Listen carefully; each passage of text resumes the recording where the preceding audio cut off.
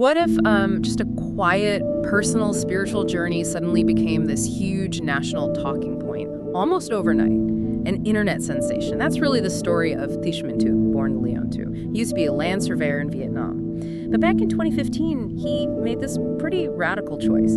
He gave up his regular life for, well, an incredibly strict Buddhist path, practicing something called Thanga. Right, and for years, honestly, nobody really noticed him much. He was just walking barefoot across Vietnam very quietly. Then, boom, 2024 happens. Social media influencers find him, and his journey just explodes online. Suddenly you have these huge crowds, sometimes thousands of people actually following him. It became this mix of spiritual pilgrimage and almost like a social event. Okay, so let's unpack this. That's our mission in this deep dive, right? To look at the layers, the spiritual practice itself, why the public reacted so strongly, how the state got involved, and of course the internet's massive role in amplifying it all. His practice is, well, intense. Walking barefoot, always, wearing these simple robes he makes himself from discarded cloth patched together, and he relies completely on alms for food. Just what people offer him. This is Thanga. These are ancient ascetic practices, really about discipline, like living outdoors, eating just once a day. It's seen as a return to the Buddha's original way. Exactly. And what's key here, like you said, he was widely seen as a monk, but technically wasn't recognized by the official state-sanctioned Vietnam Buddhist Sangha. Which is the main Buddhist body in Vietnam. Right. But interestingly, an overseas group, the Unified Buddhist Sangha, which has older roots, pre-1975, they did acknowledge his conduct, said it was genuinely monk-like. So that difference itself tells you something about the landscape there, doesn't it? Absolutely. And what's fascinating here is how people reacted. Minh Tuệ's journey, it sort of became this mirror, reflecting a kind of societal desire for something purer, maybe, simpler. Yeah. Many people really admired his lifestyle. They saw it as a kind of spiritual renaissance for Vietnam, almost an antidote to materialism, or maybe what some saw as issues within the established clergy. Like corruption, perhaps? That was definitely part of the conversation some people were having, yeah. His supporters kept stressing, look, his goal is just learning the Buddha's path.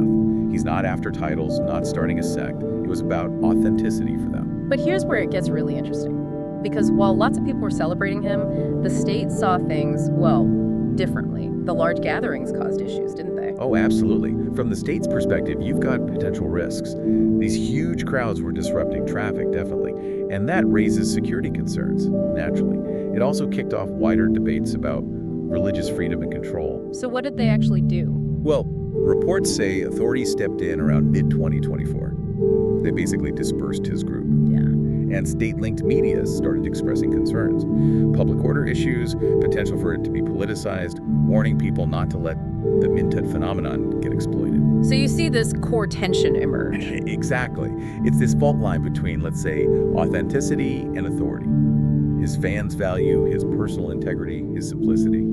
The institutions, though, they're focused on order, official recognition, managing risk. And kind of ironically, both sides would probably say they're trying to protect Buddhism, just in very different ways. And the internet? Wow, it just added this whole other layer, sometimes quite weirdly, right? Like the Minh Tuệ core fashion thing? Yeah, that was wild. Suddenly you had people selling t-shirts online, lookalikes of his patched robe. It was sort of a playful take on norm-core fashion, but applied to asceticism. Bit strange, maybe. A little strange, yeah. And his Judy got memed constantly. Plus, you saw satire targeting the influencers themselves.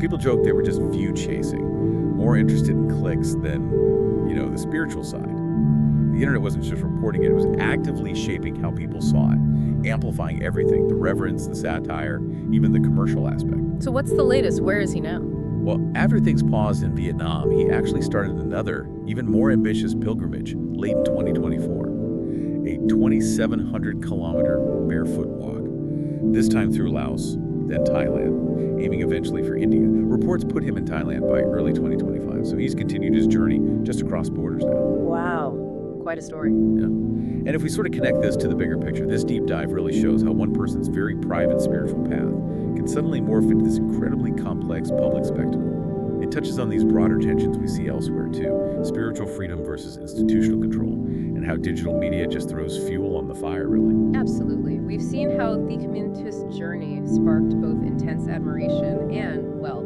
significant official concern. It really lays bare a fascinating dynamic culturally and spiritually playing out for everyone to see. So maybe this leaves you with a question to think about. In our super connected world, how How do societies balance individual spiritual devotion when it goes viral like this against the need for institutional order and authority? It's a tricky one, isn't it?